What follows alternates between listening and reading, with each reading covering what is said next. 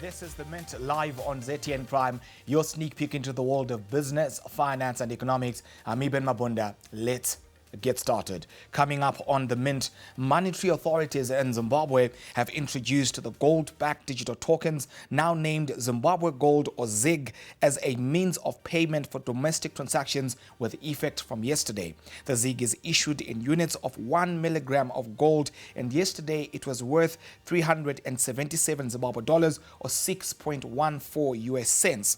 It is backed by bars of physical gold held by the Reserve Bank of Zimbabwe, and those holdings will now be audited by external auditors to ensure that the total of ZiGs issued by the Rbz'S are backed by at least the same amount of physical gold in a vault.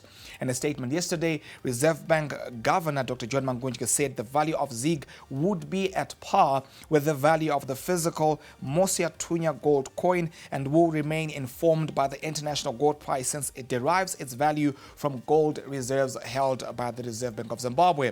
Now, the tokens have been available as an investment or store of value for some months, but now if both a buyer and seller have ZiG bank accounts and agree to use the token for payment, they can buy and sell something through those particular accounts. To discuss this, we'll speak to Tapiwa Mangwiro, Business Weekly analyst, as well as Persistence Gwanyanya, an economist and a member of the Monetary Policy Committee of the Reserve Bank of Zimbabwe. Now, the men to be right back. Don't go anywhere.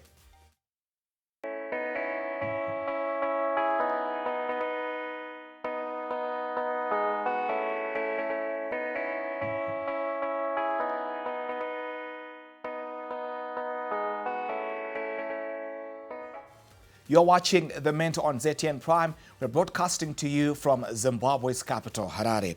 Now, monetary authorities in Zimbabwe have introduced the gold-backed digital tokens, now named Zimbabwe Gold or ZiG, as a means of payment for domestic transactions with effect from yesterday. To discuss this, I'm now joined by Tapiwa Mangwiro, Business Weekly analyst, as well as Persistence Gwanyanya, an economist and a member of the Monetary Policy Committee of the Reserve Bank of Zimbabwe. Gentlemen, hello and welcome to The Mint.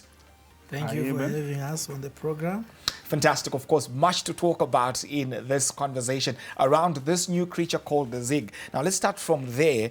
What is this new creature, this new financial instrument that we are calling the ZiG or the gold-backed digital tokens, now, of course, named Zimbabwe Gold? Would you want to speak to that, Persistence? ZiG, Zimbabwe Gold, right, is an investment instrument with the transactional capabilities, meaning that you can use ZiG for transacting between yourselves and the counterpart or between yourself and business entities. Right. Now, how does this coexist with the already existing infrastructure that's been there? It's been plus or minus a year since we saw the rolling out of different forms of gold coins into the market. Would you want to speak to that? ZiG is an expansion of the gold coins, the digital gold tokens. We have started, obviously, with the physical gold coins. But from the beginning, we knew the journey was going to end into the ZiG product. So it is part of the process of the gold backed products. So it is a gold-backed investment instrument with a transactional capability. Tapiwa, I'll start with you on this step. What has been your assessment of this very instrument? What is your assessment as an analyst in that regard? And how do you measure or judge the response of the market from a citizen perspective as well as from a business perspective in terms of this new creature? ZiG has come into play, is sort of like what Persistent has said, an extension of the product of gold that the Rbz'S has put into the market.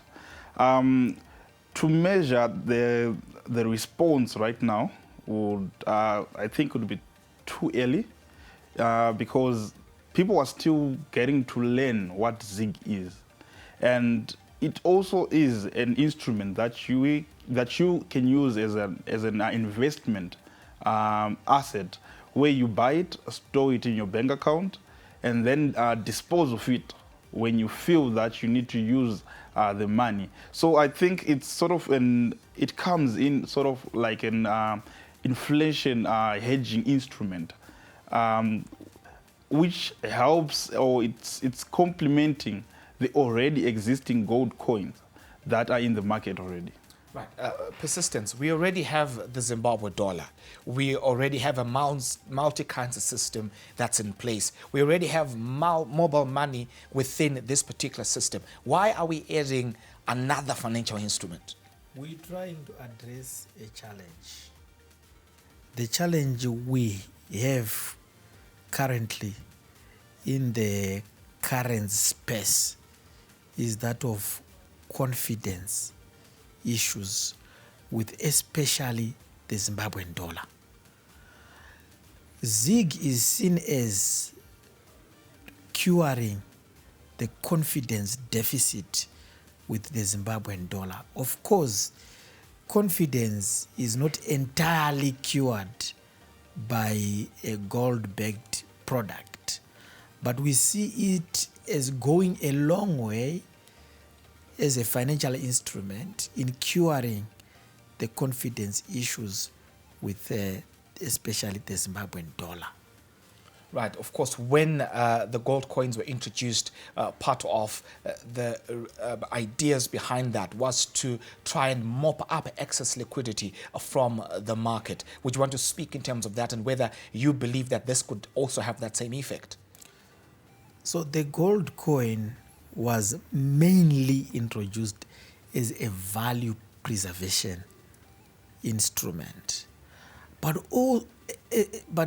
is also it helped us in mopping up excess liquidity in the market at that time, which was a challenge.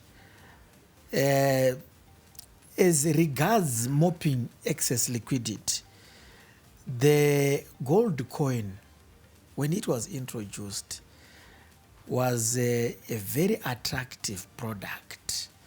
And I always say that even the arbitrage itself, the perceived arbitrage on the gold coin, was an attraction of the gold coin itself, which resulted in high demand for the product that even Reserve Bank was failing to meet. And because we all wanted to preserve value in that product, there was very little activity as regards disposing of that gold coin. So it was permanently mopping up liquidity in the market. As we speak, the gold coin, physical gold coin, I think by the 19th of September, have mopped up more than 47 billion Zimbabwean dollars. We have sold more than 36,000 physical gold coins of different denominations as a country. So clearly there was demand for the gold coins. And even the digital gold-backed tokens, there was demand for the digital gold-backed tokens. We have mobbed in excess of $52 billion and from the gold-backed, digital gold-backed tokens, from a sale of around 333 as at the 19th of 333,000 kgs as at the 19th of September. So clearly the aspect of mopping up liquidity is very evident. Right. Of course, we will be speaking just shortly about the features. I think there are so many questions around the features that spoke to the rationale behind this new initiative. Now, Tapiwa, do you feel that there was adequate preparation in terms of ensuring that there is a buy-in from the various stakeholders within the economy? Do you feel that there is enough information out there about who Zig is, what Zig is, where Zig is coming from, and who can access Zig? Unfortunately, I do not. I do not believe that there is enough information out there, because the communication channels that were used by the central bank were not as effective as before. If we look back in 2015, when they started to announce about the bond notes and the bond coins coming into circulation, you would see something talking to the issue wherever you were, whether you're in town, whether you're in the suburbs, whether you're reading even a newspaper. But with this one, I feel they lacked the intensity to tell people what this is. Even if you look at the gold coins, everyone knew that the gold coins were coming. But with Zig, it seems like it just came overnight, and people realized about it through a statement on the day that they were released. So I think that, and I feel that the Reserve Bank still has a lot to do in terms of communicating and telling the population what Zig is and what its capabilities are going forward. Right. Persistence, you sit on the Monetary Policy Committee of the Reserve Bank of Zimbabwe.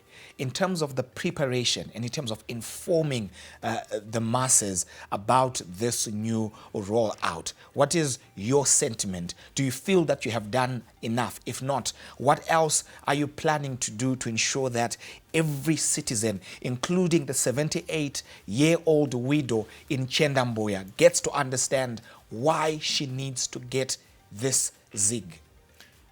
I think in terms of preparation, there was extensive preparation between the central bank and the implementers, that is the banks and all other authorized dealers. So as I'm talking today, you know, there's quite a lot that happens in the background. Systems have to speak to each other. The interoperability of systems, even the capabilities that needed to accompany the new product. So there was quite a lot of work that happened between banks, specifically banks, and the central bank. Now that we now have even a card, a debit card for the Zig product, and even the accounts for the creation of the platform for the accounts for the Zig product, also bears testimony to a lot of work that happened. But on the other question you asked me about the communication aspect, yeah, I think there's scope to improve in that respect. It's not as, in my view, as intensive as it was before with other products, but I'm sure it's work in progress, and the central bank is going to increase the communication aspect, the awareness aspect, as the product kicks in the market. Right. Tapiwa, according to the statement issued by the central bank yesterday, Dr. Mangunjika said that the value of the Zig would be at par with the value of the physical Mosetunya gold coin and will remain informed by the international gold price, since it derives its value from gold reserves held by the Rbz'S. How important is that? Oh, it is the only logical thing, because both the products are basing on the same commodity, which is gold, which has got one single price. So it makes sense that they both work on the same pricing mechanism. The only difference now is that the other is a fraction of the other. The Zig it comes down to milligrams, when the gold coin it goes down to grams and so on. And also, ZiG is coming in to also transact between person and person to business to business, so on. So the pricing modality, it surely has to be the same. If we look at the base commodity that is being used, which is gold, in both the gold coin and ZiG. Right. According also to the statement, if both a buyer and a seller have ZiG bank accounts and agree to use the token for payment, they can buy and sell something through these particular accounts. Let's talk about the access to these. How can one actually access the ZiGs? So you can access the ZiG by purchasing the product using either Zimbabwean dollar or US dollars.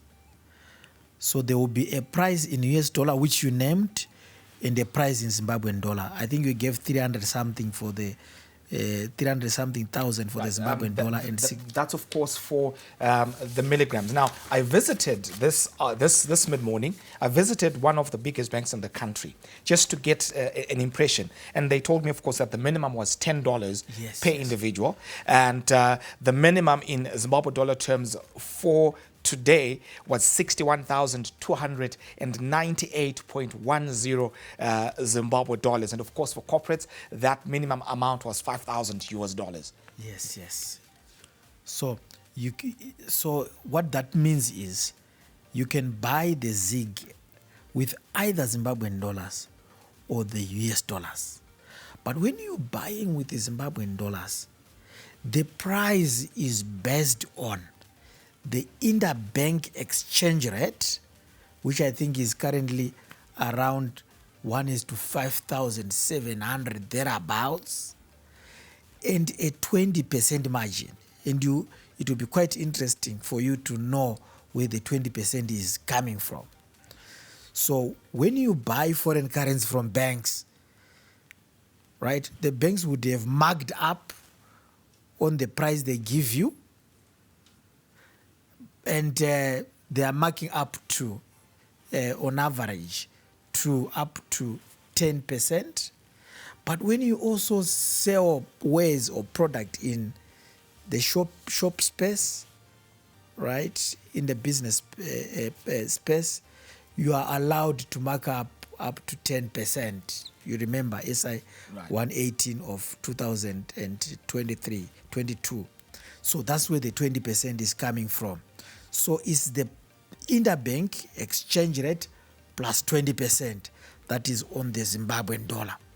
So if you want to purchase $10, you can then use that exchange rate. You talked about 6,100 thereabouts, I think today.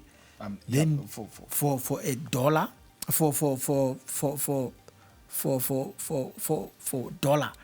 Yes, of course. Yes. Of course, you're making reference to the minimum, which is $10. Which is $10. Vis-a-vis the 61,298 for today. Right. Yes. Right. Yes. Okay. Which is better, far much better than the black market price. So if the black market price is ranging from 6,800 to 8,000, it means if you were to buy the ZiG product, it was going to cost you the $10.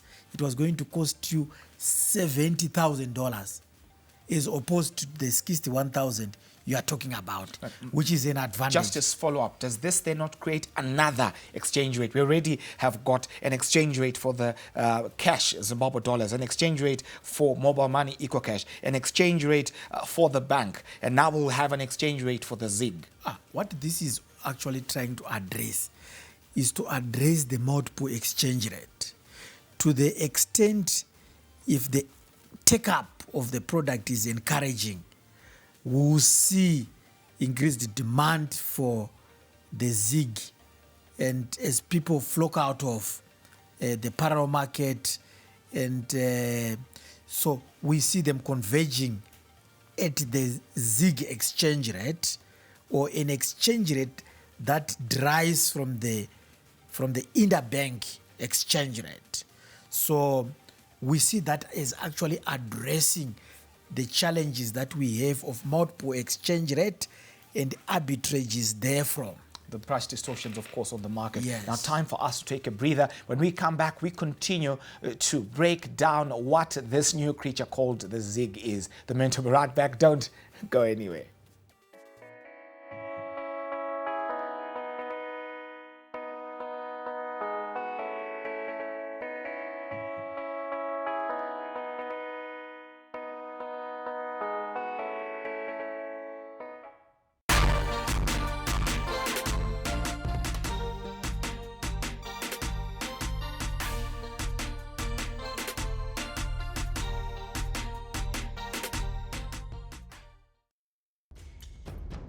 It is a real puzzle how crystal meth has made its way into communities and continues to ravage the youth.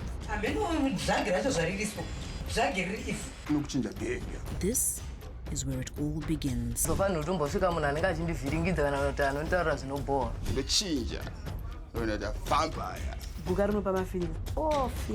Is enough focus being put on mental health?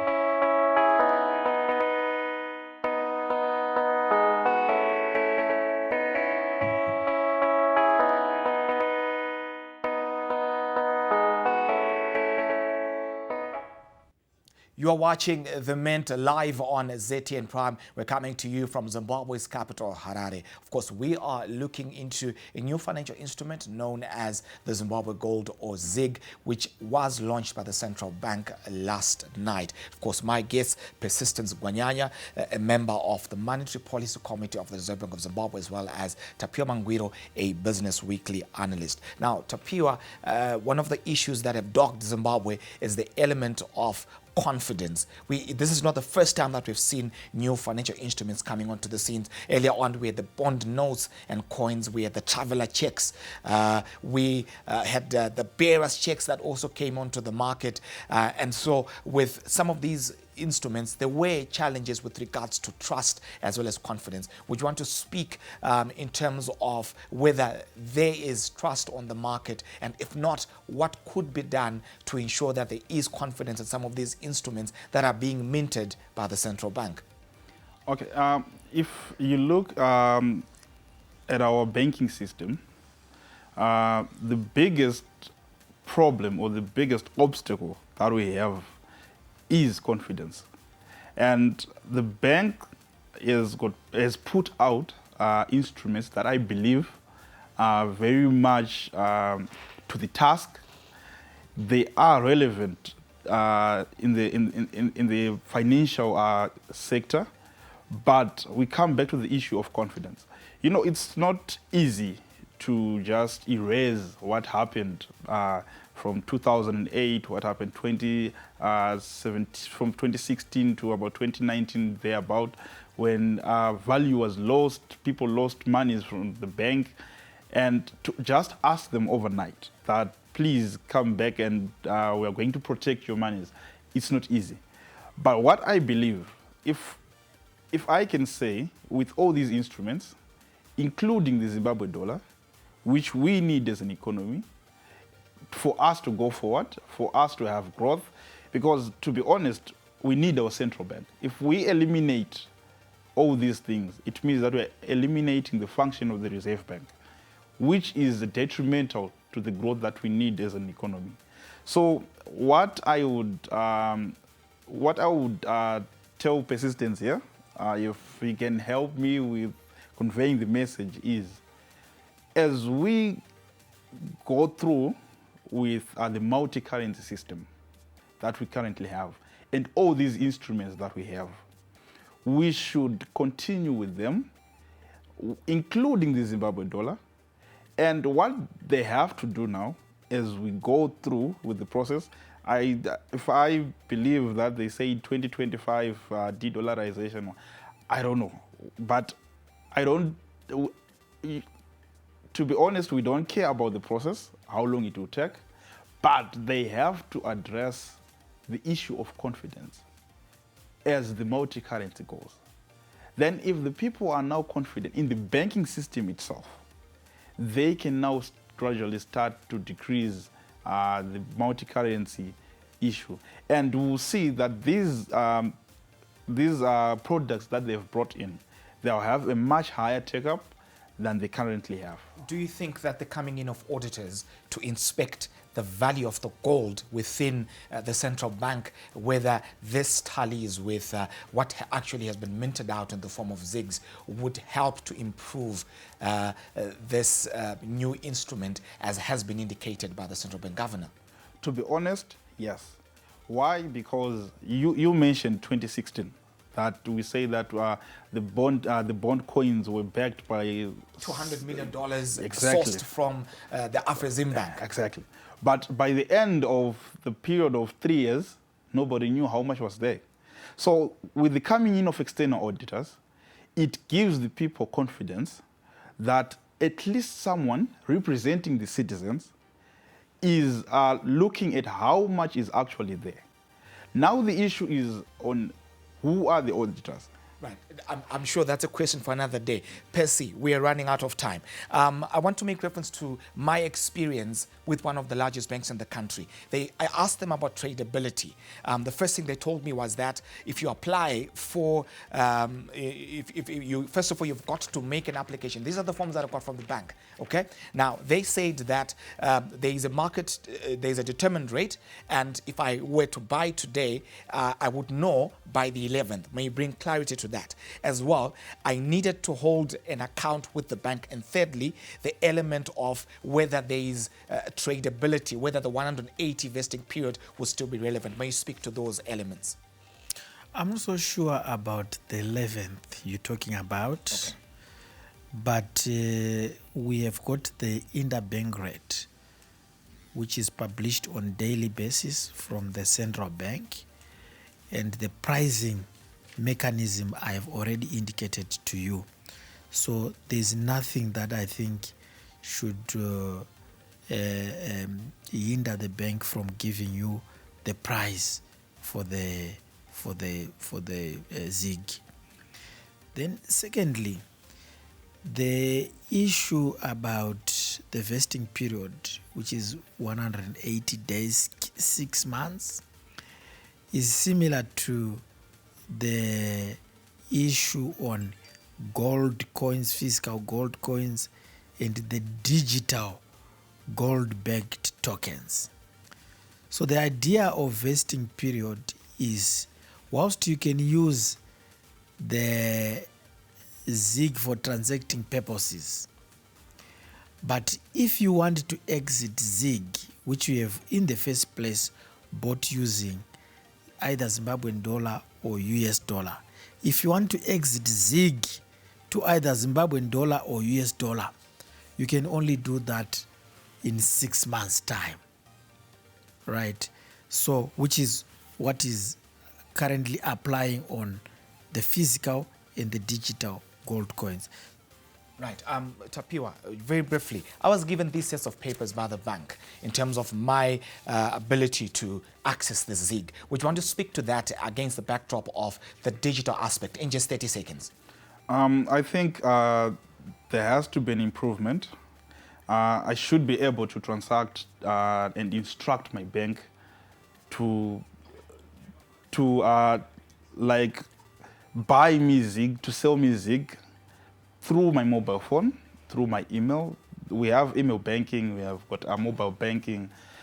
Those facilities should be used to eliminate paper and make the transaction easy.